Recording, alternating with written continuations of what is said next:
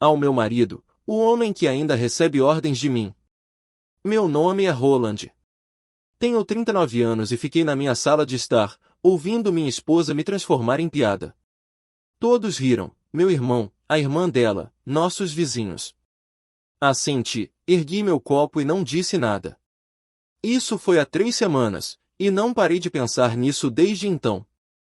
Tenho uma empresa de distribuição de peças para máquinas em Sioux Falls.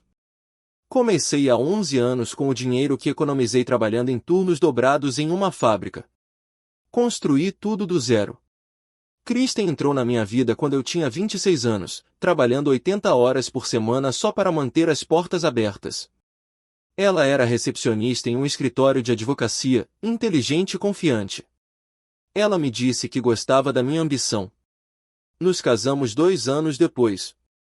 Ela largou o emprego 6 meses depois do casamento e disse que queria se concentrar em nós, em construir uma casa. Eu não me importei. A empresa estava crescendo. Eu dava conta. Mas algo mudou, lentamente. Pequenos comentários aqui e ali. Você esqueceu de pegar a roupa na lavanderia de novo. Tive que chamar o encanador eu mesma porque você estava muito ocupada. Você estaria perdida sem mim. No começo, pensei que ela estivesse brincando. Depois, esse se tornou seu tom padrão na frente de amigos, da família, de clientes em eventos da empresa. Ela me apresentava como meu projeto ou o cara que eu mantenho organizado. As pessoas riam. Eu sorria. Mas naquela noite, na festa, algo quebrou. Não foi só a piada. Foi o jeito como ela me olhou quando disse aquilo, como se ela quisesse dizer aquilo, como se eu não passasse de um gerente. Fui para o escritório na manhã seguinte mais cedo do que de costume. Fiquei sentado na minha caminhonete por 20 minutos antes de entrar. Meu sócio, Ethan, percebeu. Ele me conhece desde que éramos crianças. Ele perguntou se estava tudo bem. Eu disse que estava bem. Ele não acreditou em mim. Naquela tarde, Kristen ligou. Queria que eu passasse no shopping para pegar algo que ela havia encomendado. Eu disse que tinha reuniões. Ela riu. Certo. Reuniões. Só não se esqueça de chegar em casa às 6. Convidei algumas pessoas. Desliguei e fiquei olhando para o telefone. Ethan me observava do outro lado da sala. Você está bem? Perguntou ele. Concordei. Mas não estava. Algo havia mudado em mim. Comecei a notar coisas que havia ignorado por anos, as faturas do cartão de crédito dela, o tom de voz dela quando falava comigo, o jeito como ela nunca perguntava como tinha sido meu dia, apenas o que eu esquecia de fazer. Construí esta empresa com minhas próprias mãos, assumi todos os riscos, assinei todos os empréstimos, trabalhei fins de semana, noites e feriados. Kristen estava lá em parte, mas não nas partes difíceis, não nas noites em que fiquei acordada calculando a folha de pagamento, não nos meses em que comi lamen para poder pagar minha equipe. Ela apareceu quando as coisas ficaram mais fáceis, quando o dinheiro começou a entrar, quando nos mudamos para uma casa maior, quando eu pude pagar as férias, os jantares e as coisas que ela postava online. Ela nunca mais trabalhou. E depois de largar aquele emprego de recepcionista, eu não insisti. Ela disse que estava cuidando da casa, planejando eventos, mantendo contato com as pessoas. Eu imaginei que era a maneira dela de contribuir. Mas, olhando para trás, percebi que eu estava financiando uma vida que ela controlava. Cada dólar que eu ganhava ia para contas que ela monitorava. Todas as decisões sobre a casa, os carros, a agenda social, ela as tomava. Eu apenas assinava os cheques. A irmã dela, Angela, era pior. Ela vinha 2 vezes por semana, e as duas ficavam sentadas na cozinha, bebendo vinho, falando de mim como se eu não estivesse na sala ao lado. Ele tem sorte de ter você, não sei como você lida com ele, homens são crianças. Comecei a controlar pequenas coisas. Kristen usava meu cartão de visita para despesas pessoais, um dia de spa, uma ida às compras, um jantar com a Angela. Ela nunca pedia, apenas gastava. Quando mencionei o assunto uma vez, ela me dispensou. É o nosso dinheiro, Roland. Pare de ser pão duro. Nosso dinheiro. Mas eu era o único que o ganhava. Ita notou a mudança em mim. Uma tarde, ele me perguntou diretamente: o que está acontecendo entre você e a Kristen? Não respondi de imediato. Então contei a ele sobre a festa, a piada, o jeito como ela vinha falando comigo há anos. Ele balançou a cabeça. Você estava deixando ela fazer isso. Eu sabia que ele estava certo. Eu estava. Achei que era mais fácil simplesmente deixar passar, manter a paz, evitar a briga. Mas a paz tinha acabado. Naquele fim de semana, Kristen ofereceu outro jantar, mais amigos, mais vinho, mais piadas às minhas custas. Ela contou uma história sobre como eu esqueci do nosso aniversário de casamento no ano passado. Não era verdade. Eu a levei a um restaurante que ela escolheu, mas ela mudou os detalhes para me fazer parecer um idiota. Fiquei sentado ali, sorrindo, sem dizer nada. Mas, por dentro, algo já havia começado a mudar. O ponto de ruptura veio 2 semanas depois. Eu estava no escritório, revisando os relatórios trimestrais, quando recebi uma ligação do meu contador. Ele disse que havia um problema com uma das minhas contas comerciais, um saque de $50.000. Respondi que não havia autorizado nada. Ele disse que o saque foi feito usando meu cartão de débito comercial, aquele que eu guardava no cofre do escritório. Dirigi para casa e entrei na cozinha. Kristen estava sentada à mesa com seu laptop, folheando alguma coisa. Perguntei se ela tinha sacado dinheiro da conta da empresa. Ela nem olhou para cima. Eu precisava. Para que isso importa? Sentei-me em frente a ela. É dinheiro da empresa, Kristen. Você não pode simplesmente pegar. Ela finalmente olhou para mim. Você age como se eu estivesse roubando de você. Somos casados. O que é seu é meu. Não é assim que uma empresa funciona. Ela fechou o laptop. Você está sendo dramática. Eu pago de volta. Com que dinheiro? Ela não respondeu, apenas se levantou e saiu da sala. Fiquei ali sentado por um bom tempo. Depois, fui para o meu escritório e abri o histórico da conta. Não eram apenas os $50.000. Havia saques menores, $10.000 aqui, $5.000 ali. No último ano, ela havia sacado mais de $100.000. Liguei para o Ethan e contei o que descobri. Ele ficou em silêncio por um momento. Então disse: você precisa se proteger. Eu sabia que ele estava certo, mas não queria acreditar que tinha chegado a esse ponto. Eu tinha passado 13 anos com aquela mulher, construído uma vida com ela, e agora estava olhando para extratos bancários como se fossem provas em um caso. Naquela noite, não fui para casa. Fiquei em um hotel perto do escritório. Kristen ligou 2 vezes. Não atendi. Ela deixou uma mensagem de voz: você está sendo infantil. Volte para casa. Sentei-me na beira da cama e pensei em tudo, nas piadas, no controle, no dinheiro, no jeito como ela falava comigo, no jeito como ela me fazia sentir pequeno. Estava farto. Na manhã seguinte, liguei para uma advogada. O nome dela era Gabriela. Ela já havia trabalhado com contratos para a empresa antes. Contei tudo a ela. Ela ouviu, não interrompeu. Quando terminei, ela disse: você precisa agir rápido. Se ela tiver acesso às suas contas, vai esvaziá-las. Perguntei o que eu deveria fazer. Ela me disse. Saí do escritório dela com um plano. Pela primeira vez em semanas, senti que conseguia respirar. Comecei trocando as fechaduras do meu escritório. Depois, troquei as senhas de todas as contas comerciais.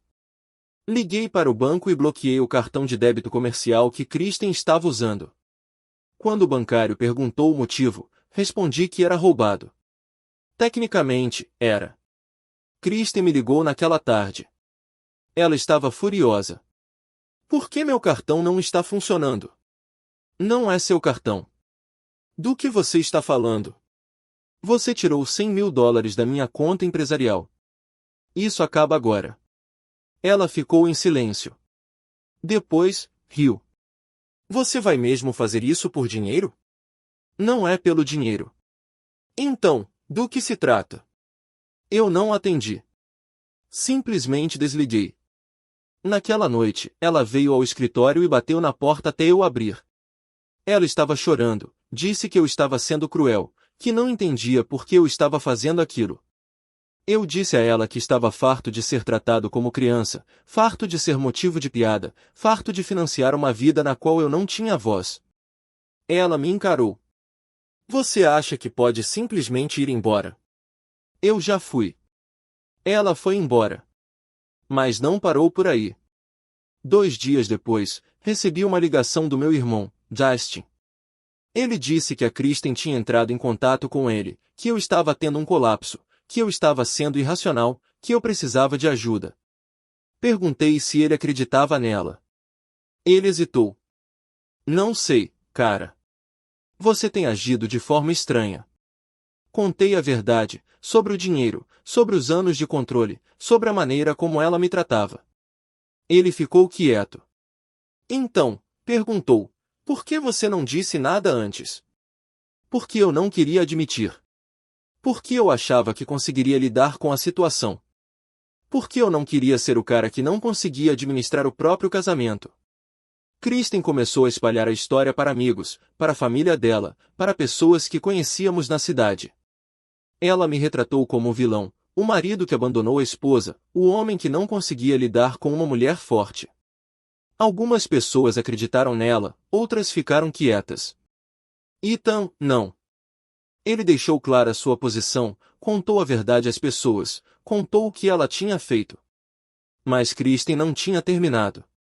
Ela entrou com o pedido de separação, alegou que eu era financeiramente abusivo, disse que eu controlava todo o dinheiro e nunca a deixei opinar.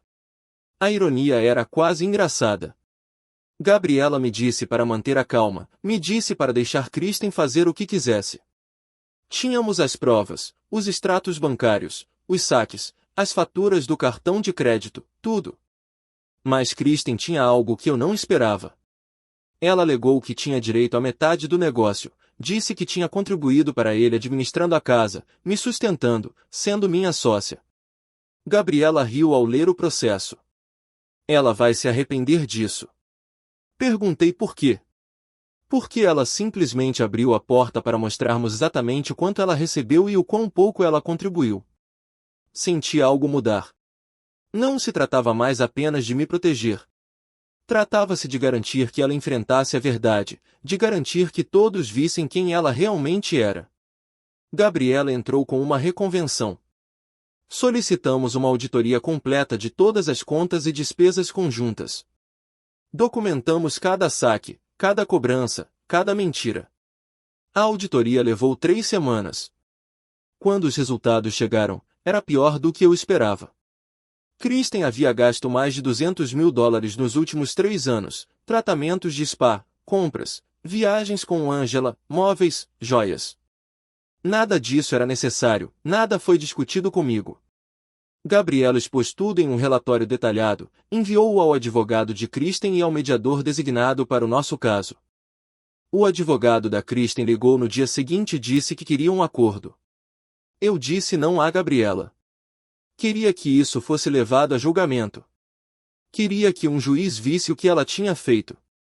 Gabriela me avisou que a situação ficaria feia. Eu disse a ela que não me importava. Mas Kristen não estava pronta para desistir. Ela foi às redes sociais e postou sobre como eu a havia abandonado, como eu a havia deixado sem nada, como eu a havia controlado por anos. Pessoas que não sabiam a verdade acreditaram nela. Pessoas que me conheciam permaneceram em silêncio.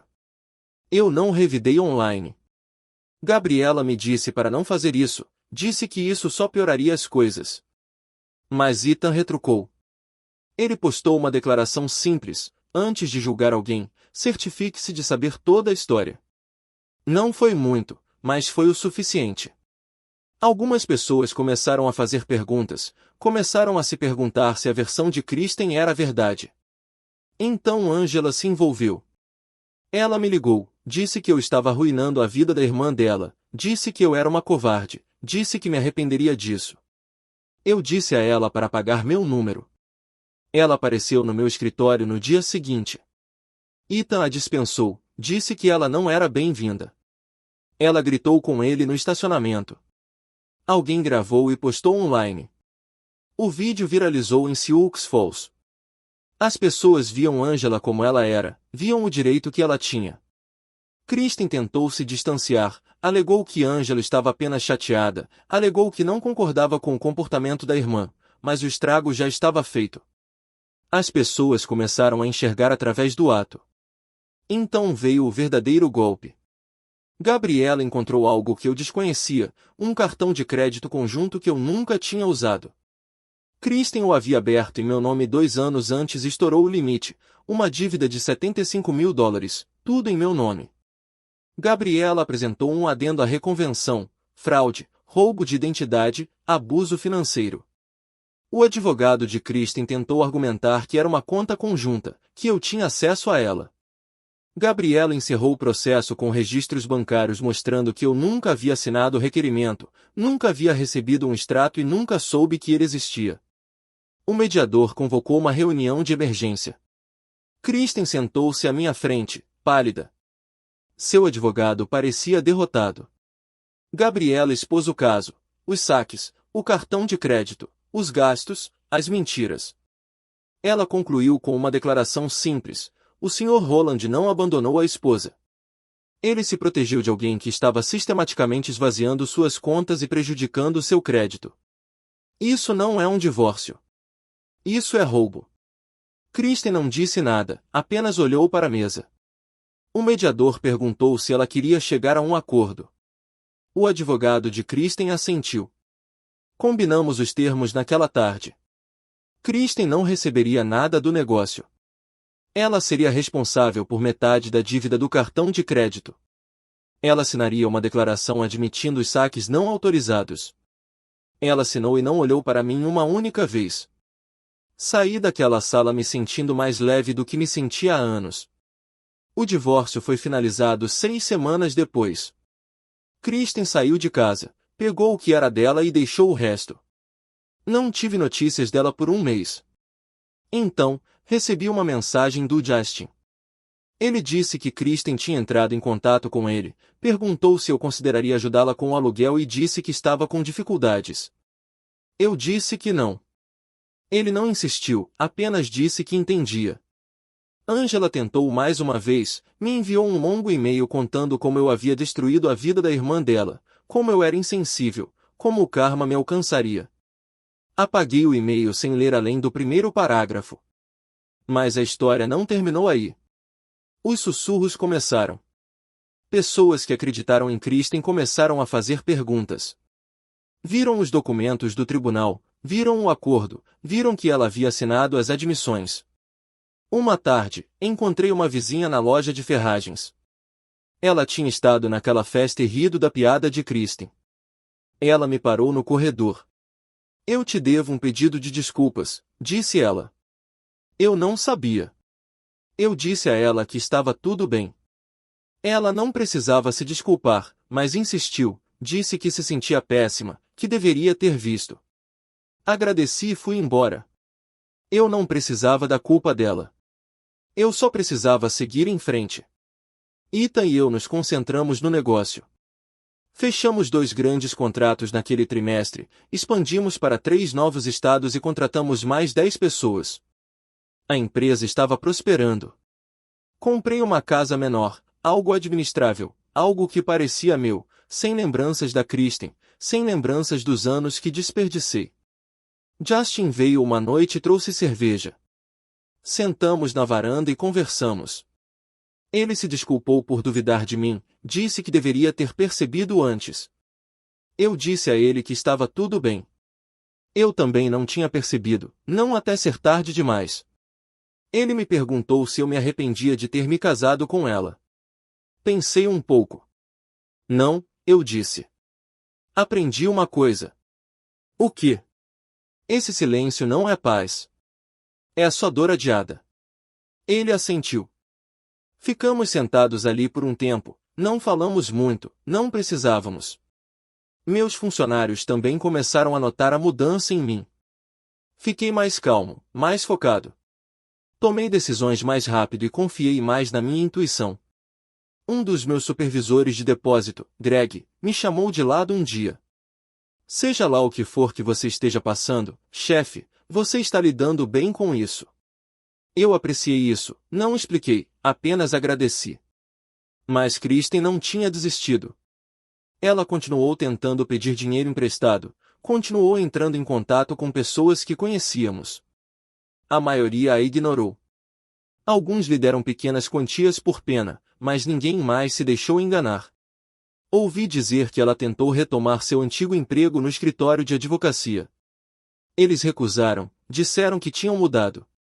Ela acabou aceitando um emprego em um call center, salário mínimo, sem benefícios. Angela parou de postar nas redes sociais por completo. Corria o boato de que ela havia se mudado para Rapid City, morando com alguém que conheceu online. Não me importava para onde ela fosse. Só estava feliz por ela ter ido embora. O golpe final veio 3 meses após o divórcio. Gabriela me ligou e disse que Kristen havia entrado com pedido de falência.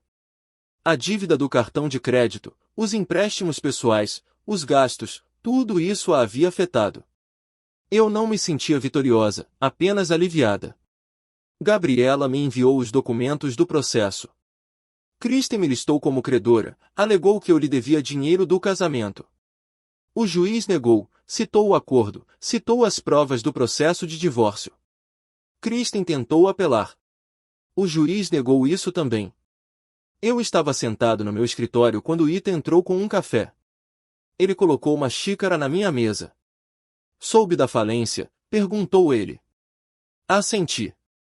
Como você se sente? Como se finalmente tivesse acabado. Ele se sentou. Você fez a coisa certa. Sabe disso, né? Olhei para ele. Eu só fiz o que tinha que fazer. Não, disse ele. Você se defendeu. Muitos caras não fariam isso.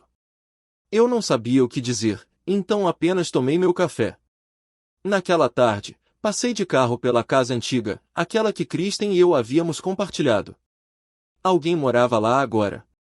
Eles tinham pintado as persianas e plantado flores novas no jardim da frente. Estava melhor do que nunca quando estávamos lá. Continuei dirigindo, sem olhar para trás. Justin me contou que Kristen tinha se mudado para a casa dos pais. Eles não gostaram. Ela tinha 41 anos, estava falida e morava no quarto da infância. Ele disse que a mãe dela ligou para ele uma vez e perguntou se eu reconsideraria ajudar Kristen. Ele disse que não, contou o que Kristen tinha feito. A mãe dela não retornou a ligação. Angela ficou em silêncio, parou de entrar em contato com amigos em comum. As pessoas diziam que ela tinha se mudado de estado. Eu não perguntei para onde. Não me vangloriei, não postei sobre isso, não disse nada. Simplesmente segui em frente. 1 ano se passou. O negócio continuou crescendo. Abrimos um segundo depósito, contratamos mais 20 pessoas. Promovi o Greg a gerente de operações. Ele mereceu. Comecei a namorar novamente, nada sério, apenas jantares e conversas. Foi estranho no começo, mas foi bom. Certa noite, eu estava em um restaurante com alguém que conheci por meio de uma amiga. O nome dela era Clary. Ela era professora, quieta, gentil. Ela me perguntou sobre meu trabalho e realmente me ouviu quando eu falava. No meio do jantar, vi Kristen. Ela estava no bar, sozinha. Parecia diferente, mais velha, cansada. Ela me viu e desviou o olhar rapidamente. Eu não disse nada, apenas continuei falando com Clary. Quando cheguei em casa naquela noite, pensei nisso, pensei em como minha vida era diferente agora, em como eu me sentia mais leve, em quanto mais controle eu tinha. Kristen tinha sido a arquiteta da sua própria ruína. Cada mentira, cada dólar que ela roubou, cada pessoa que ela manipulou, tudo voltou para ela. Eu não precisava fazer nada. Ela fez isso consigo mesma. Mais 1 mês se passou. Recebi uma mensagem de um antigo cliente. Ele disse que tinha ouvido o que aconteceu com a Kristen, que sentia muito e que sempre achou que havia algo de errado com ela. Agradeci e disse que estava indo bem. Ele disse que queria trabalhar com a empresa novamente e que confiava em mim. Assinamos um novo contrato na semana seguinte. Coisas assim continuaram acontecendo. Pessoas que haviam se distanciado durante o divórcio começaram a voltar, a entrar em contato, a fazer negócios comigo novamente. Não guardei rancor. Simplesmente segui em frente. Ethan e eu estávamos no escritório tarde da noite, discutindo planos de expansão. Ele se recostou na cadeira. Você já pensou no que teria acontecido se não tivesse saído? Pensei nisso. Eu teria perdido tudo, o negócio, eu mesmo. Ele assentiu. Você tomou a decisão certa. Eu sabia que tinha tomado. Não foi fácil, mas foi necessário. Justin me ligou algumas semanas depois. Disse que Kristen tinha conseguido um emprego como recepcionista em um consultório odontológico, o mesmo cargo que ocupava quando a conheci. Disse que ela parecia miserável. Eu não pedi detalhes, não os queria. Eu estava farto daquele capítulo, farto dela, farto do passado. Eu tinha construído algo novo, algo melhor, algo que era meu. Eu estava sentado no meu escritório quando Ethan entrou. Ele jogou um jornal na minha mesa. Havia um artigo sobre pequenas empresas em Sioux Falls. Minha empresa estava em destaque. Eles a chamaram de uma história de sucesso. Eu li. Eles me citaram, falaram sobre os riscos que corri, o trabalho que fiz, o crescimento que alcançamos. O nome de Kristen não estava lá. Ethan sorriu. Como está se sentindo? Tranquilo, eu disse. E estava. Não houve drama, nem caos, ninguém me dizendo que eu tinha sorte, ninguém me fazendo de piada. Apenas paz. Guardei o artigo, não porque precisasse de validação, mas porque ele me lembrou de algo importante. Eu havia construído isso, não ela, nem ninguém mais. Eu. Pensei naquela noite na festa, a piada, as risadas, o jeito como eu tinha apenas balançado a cabeça e não dito nada. Eu não era mais aquele homem. Kristen enfrentava o peso de cada mentira que contava, cada dólar que roubava, cada pessoa que manipulava. Sua falência a seguia por toda parte, crédito destruído, reputação destruída. Os amigos que riam de suas piadas pararam de ligar. A família que a apoiava se cansou do fardo. Angela se distanciou quando não havia mais dinheiro para gastar. Os pais dela acabaram pedindo para Kristen ir embora. Ela se mudou para um pequeno apartamento nos arredores da cidade, sozinha, trabalhando em um emprego que havia deixado para trás anos atrás. Ela tentou reconstruir, tentou recomeçar, mas aonde quer que fosse, o passado a seguia. As pessoas sabiam, as pessoas se lembravam. Ela havia queimado pontes demais, assumido demais, mentido com muita frequência. Não havia redenção à sua espera, apenas as consequências de uma vida construída sobre controle e roubo. Eu não precisava ver isso acontecer. Eu já sabia. Eu tinha aprendido a lição mais importante: respeito não se exige, se conquista. E, uma vez perdido, não se recupera manipulando os outros. Ou se reconstrói com honestidade, ou se vive sem ele. Reconquistei o meu, pedaço por pedaço, dia após dia. Construí um negócio que prosperou, relacionamentos que importavam, uma vida que era minha. Clara e eu continuamos nos encontrando, nada apressado, apenas constante. Real Dustin passou por aqui num sábado. Trabalhamos na caminhonete dele na minha garagem, não falamos sobre Kristen, não precisávamos. O passado ficou para trás. Naquela noite, fiquei na minha garagem, limpando a graxa das mãos, e percebi uma coisa: eu estava livre, não porque venci, mas porque me afastei de uma luta que, para começo de conversa, nunca foi minha. E isso foi o suficiente.